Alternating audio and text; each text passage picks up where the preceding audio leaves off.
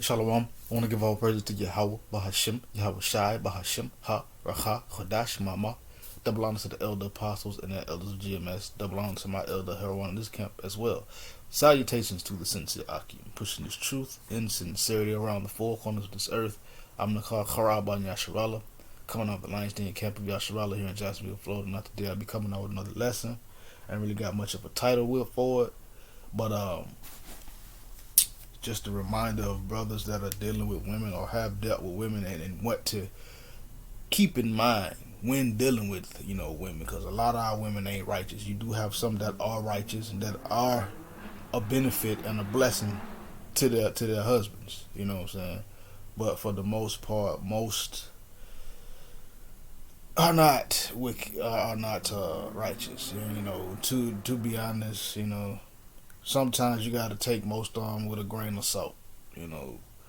Sometimes you can't trust them as far as you can throw a building. But this is a topic that I don't really touch on. But let's just get into it. This is Sirach, chapter 25. We start at verse 13. It says, "Give me any plague but the plague of the heart, and any wickedness but the wickedness of a woman." That should tell you something right there. Just give me any plague, but the plague of the heart, the plague of the mind. Because when your mind is gone, you just no guidance. You don't think clearly. You don't act accordingly. You don't respond. When your mind is like, we'll say, when your mind is gone, you react more than you respond. So it says, give me any plague but the plague of the mind. So the plague of the mind, in this sense, is a serious plague. A plague of the mind, you see people talk to themselves, oh, them demons, yeah, them be demons, and they be talking to themselves and different things like that. So these are something you got to think. This is any wickedness but the wickedness of a woman. Because the wickedness of a woman is very, very dangerous. Like, men have literally died behind the wickednesses of women. Period. Of wicked women, doing things that they're not supposed to be doing. So you gotta be careful. You gotta be circumspect. You gotta pay attention. And like I said before, a lot of these women, you just gotta take them with a grain of salt. It is what it is. Be prepared, or whatever they got. Be prepared. Like, watch our actions. That's how you deal with what's really going on. You pay attention to actions. That's what you watch. Yeah, you hear what she say. You heard it, but actions speak louder than words. As the old saying goes. But any wickedness, but the wickedness of a woman, because the wickedness of a woman is a very, very it's a consuming thing. I would say that it's very consuming. It can get you hurt quite literally. You could hurt yourself. So cause yourself to be hurt. But continuing, I'm gonna jump down to verse 16. It says, I had rather dwell with a lion and a dragon than to keep house with a wicked woman. So this is just, Sirach, or Sirach. He is saying that that he would rather dwell with the lion and the dragon, and we all look at lions and dragons as dangerous creations, or creations that could potentially harm you, But for a man to say, I would rather dwell with the lion and the dragon rather than to keep house with the wicked woman, that's saying something. That's saying that a wicked woman is more dangerous than a lion and a dragon, because wicked women will go to extreme lengths to cause all kind of manner of hurt and pain. You know what I'm saying? Straight up, just to try to get at you for one little moment. And the main thing that they do for the brothers that are in this truth is they come at our stance. They come at what we stand on and what we believe in. Which shows you when that happens, they don't really care for what you believe in. They don't really care. It is what it is. It's they don't care. They don't see what you do as holding any weight or any importance. So you got to beware of that. When you see that, that's basically, that's all. In my personal opinion, what I'm saying, that's almost like blaspheming the spirit. It's almost like coming against the Lord, because they don't really respect it. So you got to be circumspect and you got to really pay attention. Verse 17. It says, the wickedness of a woman changeth her face. Or the wickedness of a woman changeth her face, meaning she turned into a demon. You really see her true colors. You know what I'm saying? Like when women are wicked, you see who they really are. You know who they really are by what they say out of their mouth and how they act towards you. That's who they really are. That's not because you did something because you got man. No, that's them. That's their true colors. And if you're smart enough, you'll put distance between you and that, because again, the wickedness of a woman changes her face.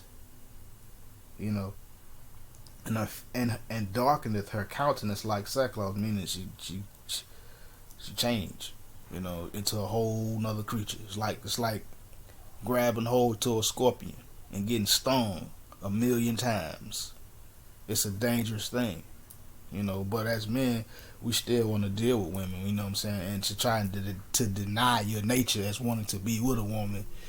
I mean, some men probably can do it, you know, whoever it is, but the wickedness, you know, of a woman doth change her face, her countenance, meaning her whole behavior pattern and mindset changes. It darkens.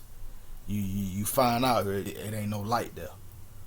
It is what it is.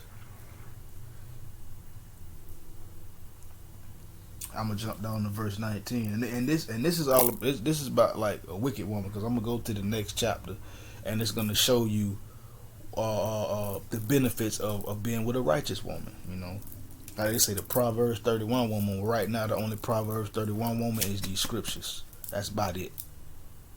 But continuing.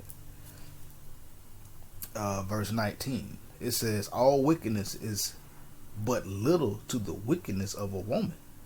Let the portion of a sinner fall upon her. So all wickedness is but little to the wickedness of a woman. So the wickedness that's going on, the little bit that has happened, that really ain't compared to the wickedness that a woman can commit or become. It's little. It's a small thing, you know. That's why it says, you know what I'm saying, let the portion of a sinner fall upon her, meaning that let her judgment fall upon her, because, you know, a lot of our women, as I said before, are wicked. And the wickedness that they indulge in, or the wickedness that we see, is like a small thing to the wickedness of a woman. Like a woman can go like pimp, you know, straight up. Like you rack your brain trying to figure this out.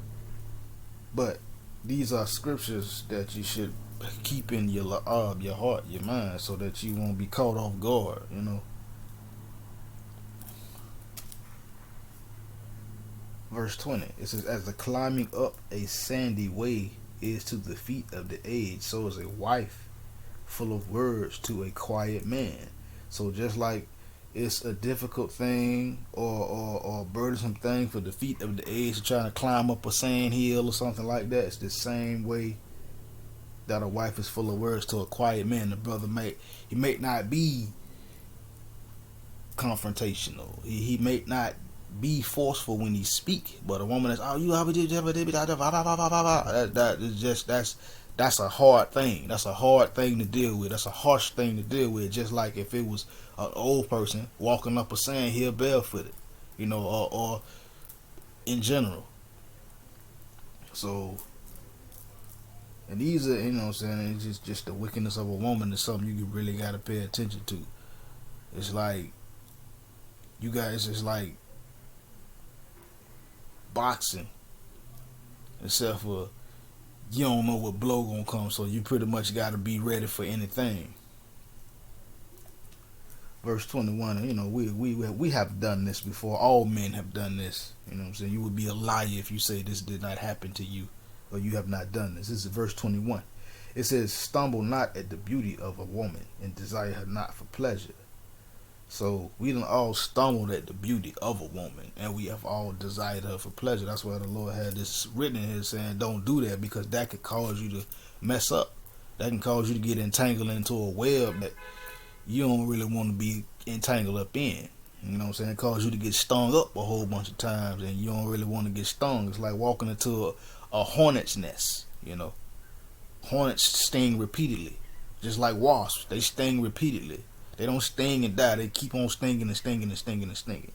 So, don't stumble, you know what I'm saying? Don't stumble not at the beauty of a woman. And, so even when we see women, they look good. We're like, oh man, she look good. You gon' say it because we men. That's our nature. You should not try and deny who you are or deny your nature. We are visual. We find women beautiful. But the Lord is saying don't stumble at it, meaning don't get caught up, and don't desire her for pleasure, even though we do desire women. We want to pop them because for us, it's not emotional. It's pleasure. It's for pleasure. It is what it is. It's for pleasure. It's not an emotional connection with us. It's period. Like, But let's continue. Verse 23. It says, "A wicked woman abateth the courage, maketh a heavy countenance, and a wounded heart. A woman that will not comfort her husband in distress maketh weak the hands and feeble knees." So a wicked woman abateth the courage, you know what I'm saying, and make a heavy countenance. You ever seen, like, we say simps or these we say henpecked men, brothers, shit, wicked woman, loud mouth talking, but he just like, it abates his courage. He won't stand up for himself, Or he make up a heavy countenance every time he start talking. He just be like, oh man, here we go. You know what I'm saying? It wounds the heart. I mean, it makes the heart weak. A woman that won't comfort her husband in distress, that won't, console him. Guess what? That makes weak hands, and it make the feeble knees. I mean, it make a man weak. It is what it is. He already got enough to deal with on his plate as is. So, now these are just qualities of a wicked woman. These are just qualities of a wicked woman. And things you should watch out for in general. So that these things won't get caught off guard, for lack of a better term. Because this. But let's continue. This is verse 24. It says, of the woman came the beginning of sin, and through her we all die. So the woman was in transgression first when you read the scriptures. Then, the man, so through all we all die. So once we're born through a woman and we come out of the womb, we start to go towards death, saying, like a physical death. These bodies are weak, they start to die over time, but verse 26, it says, if she go not as thou wouldest have her, cut her off from thy flesh, and give her a bill of divorce, and let her go. So if you with a woman and she won't follow your leadership or your guidance, you cut her off from your flesh, meaning you basically you do away with it. You put her away from you, and you give her a bill of divorce. You let her know the reason that you are cutting off from her, and then you let her go on by her business. You don't just I'm done with you. Sometimes men have been through things, so some are just quick to put the chop on it. What I'm saying? I've been guilty of that myself. Put the chop on something quick, no explaining, nothing, chop, done, over. So but according to the scriptures, she doesn't go as you would have her to go. She won't listen to your reason. She won't listen to your leadership or follow your leadership. You cut her off from your flesh. You stop popping her. You stop dealing with her. You give her a bill of divorce, You let her know why you parting away from her, and you let her go on by her business. You let her go. Because these women are wicked, so even if you're not with them, they still going to commit it. They going to do wicked, because that's what the Lord said they was going to do in this captivity. Now in the kingdom, they're going to be righteous. But right now, a vast majority of our women are wicked, period. They're adulteresses. They do all kind of manner of different things. But let's get to this next chapter, so we can listen to some benefits of a righteous woman, of a good woman, such as like Ruth, Susanna, and Deborah, just to name a couple. uh Sirach 25. So like in Sirach 26, verse 1, it says, Blessed is the man that hath a virtuous wife, for the number of his days shall be double. Blessed is the man that has a virtuous wife. You know what I'm saying? An actual upstanding woman. You know what I'm saying? For the number of his days shall be double, meaning she will be a benefit. He will be glad for her to be around. She will be a joy to be around. Same thing, that applies to these scriptures as well. Because this is that virtuous woman. And our days shall be double if we stay with her. Verse 2. A virtuous woman rejoiceth her husband, and she shall fulfill the years of his life in peace. See, a virtuous woman, will rejoiceth her husband. A righteous woman, a virtuous woman, a good woman, that's truly a good woman, feminine, submissive, play her role as the woman, and she doesn't call her husband that woman, that virtuous woman rejoiceth her husband, meaning she is a blessing unto him. He is glad to be with her. He's glad to be around her, and he shall fill the years of his fulfill the years of his life in peace, meaning he will live in peace. He will be happy. There are righteous women out here, yes. There are a few, yes. The main righteous woman is Sophia, these scriptures. But there are good women out here that are walking according to the scriptures, that are walking according to Yahweh Hashem to the best of their abilities. There are women that are a benefit to their man, to their husband. But let's continue. Verse 3, it says, A good wife is a good portion, which shall be given in portion of them that fear the Lord. So a good wife is a good portion, which shall be given in portion to them that fear the Lord. So if it's a brother that fears Yahweh truthfully, honestly, well, a good wife is going to be giving him, in good portion, because he fears the Most High. The same thing. I'm going to jump to verse 23 of 26. A wicked woman is given him as a portion to a wicked man, but a godly woman is given to him that feareth the Lord. See? Again, verse 3. A good wife is a good portion, which shall be given in the portion of them that fear the Lord. So a good wife is a benefit. A good wife, a good woman, she's a pure benefit. Point blank. But a wicked woman is going to be given in portion to a wicked man. But let's continue. This is verse 7. I'm going to jump down to verse 7 of Sirach 26. It says, An evil wife is a yoke shaken to and fro. He that hath hold of her is as though he held a scorpion. So an evil wife, is a yoke shaken to and fro. It's like it's a struggle. It's a fight. It's like you're always locked down. You can't move. You can't do nothing. And when you have hold of her, it's just going to be like if you had a scorpion that grabbed you and just constantly kept stinging you in your hand. Like kept stinging you, never non-stop, just still stinging. So, an evil wife or a wicked woman, it's not beneficial to you. It's not. And it is what it is. Any woman that come against your stance, that say F all of this and bump this and all, she ain't, you get away from her. It is what it is. We don't want to hit this as men, but, get away from her. You're going to have to, because she's going to keep coming at that, because that's your foundation. But let's continue. Let's jump over. It says, The grace of a wife delighteth her husband, and her discretion will fatten his bones. See, the grace of a wife delighteth her husband. A gracious woman, the grace of a wife is going to delight her husband, and it's going to make him happy.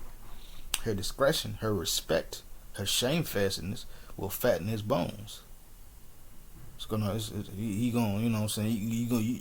will tell in his countenance that his woman is doing right by him, that she's treating him right, and you will tell by her countenance and their relationship that the man is doing what he's supposed to do in righteousness, according to how the Most High said we're supposed to deal with our women.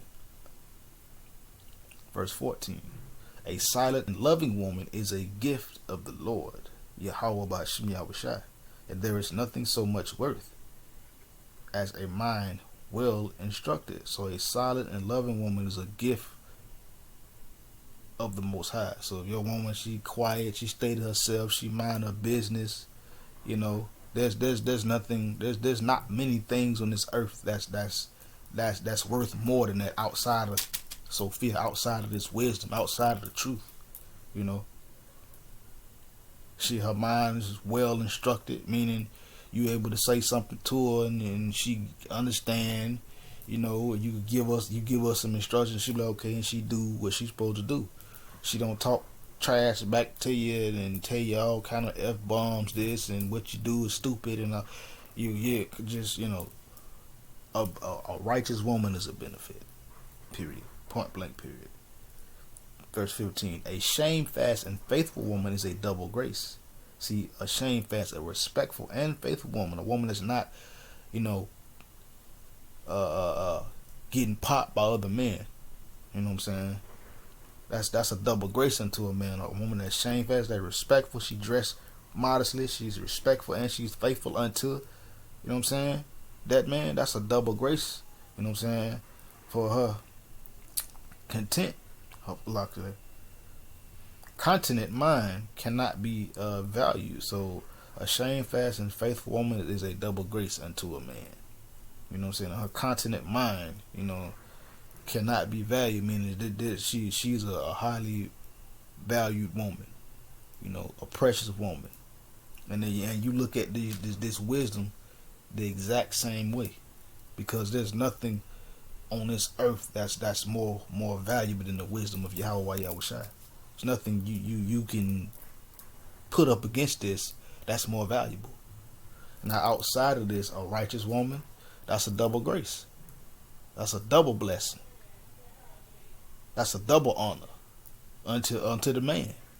So you like, I actually have a real woman, like real, you know what I'm saying? That like, because a lot of these women, like I said before, a lot of them, but let's continue. This is verse 16 of Sirach 26.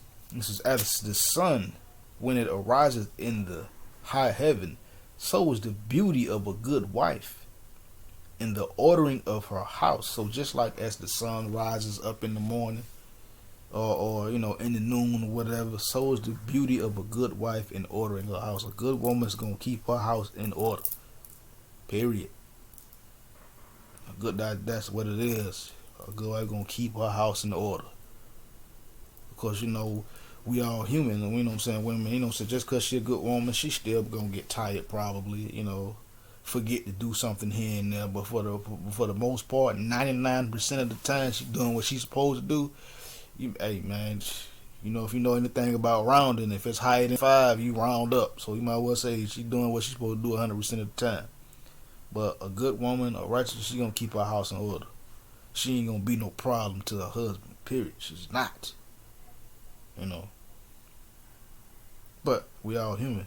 So, they're subject, even though she's a righteous woman, good woman, she's still subject to make mistakes just like we are as men, because we living in these chains of darkness, i.e. this flesh.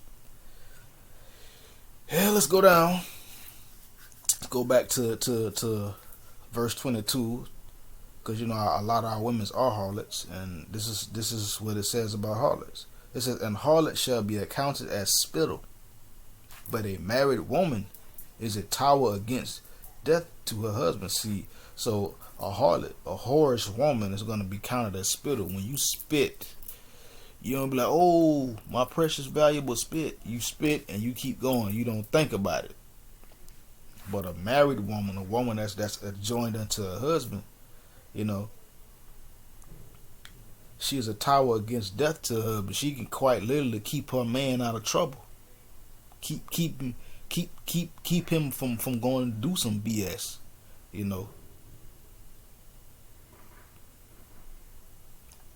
And back at verse, verse 23 yet again of our Sirach 26, a wicked woman is given as a portion to a wicked man. So a wicked woman is going to be given to a wicked man all day long, just like a righteous woman is going to be given to a righteous man. It says, but the godly woman is given to him that feareth the Lord. See, a godly woman is going to be given to him that fear the Most High. You know, that honors Yahweh Bahashim Yahushai, and not do what he want to do. He do what the Lord say do. A good that's who the Lord gonna get a good woman to. He ain't gonna give a wicked woman to a good man, a righteous man, because that wicked woman gonna cause all kind of problems in his life, and she most definitely gonna come against this truth. She gonna come against what you stand for and what you believe in. Sooner or later, it's gonna happen. So you gotta be ready when it come down to that. But let's keep going. That's verse 24. It says, a dishonest woman contemneth shame. Now this back at traits for a wicked woman. A dishonest woman contemneth shame, but an honest woman will reverence her husband. So there you go. That's the contrast. What a wicked woman will do versus what a righteous woman will do. A dishonest woman, she's going to cause shame and contempt to her husband, to her man, and upon herself. But a honest woman will reverence her husband. An honest woman is going to honor her husband. She's going to follow his command, his leadership.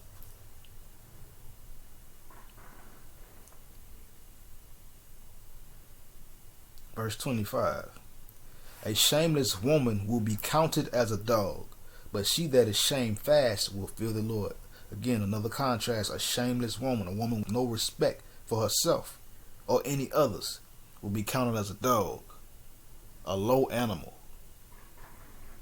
But she that is shamefast, she that has respect for herself, she's going to fear Yahweh Yahushai. Period. Last point. A woman that honoreth her husband, she shall be judged wise of all. So a woman that honoreth her husband, she's going to be judged wise of all. She's going to be like, okay, yeah, because a woman that honors her husband, that follows the instructions of her husband, she can ask her man for something and it gets done. Or he'll give her what she needs so she can do what she plan on doing. A wicked woman can't get that. Wicked woman be like, you always saying no. You wicked. You running your mouth all the time. You're not shamefast. You're not keeping your mouth closed. You're not playing your position. You know what I'm saying? Like you're supposed to. But that's how it goes. But a woman that honors her husband, she's going to be judged wise of all. And most of the time, a woman that honors her husband, she considered, okay, yeah, she wise. She got a little bit of sense up here, you know. But continuing. But she that dishonoreth him in her pride shall be counted ungodly of all. So a woman that dishonoreth her husband in her pride, who you think you is, you don't tell me what to do. Guess what? You know what I'm saying? She's going to be accounted ungodly. And a lot of these women are ungodly. It is what it is. So it was just a lesson. I thought it would be a quick lesson, but almost 30 minutes. But yeah, so I mean, these some contrasts that you can look at. Sirach chapter 26, and like the last 1, 2, 3, 4, 5. So just read the whole chapter of Sirach 25 and Sirach 26. You know, just to help you. And with that, shalom.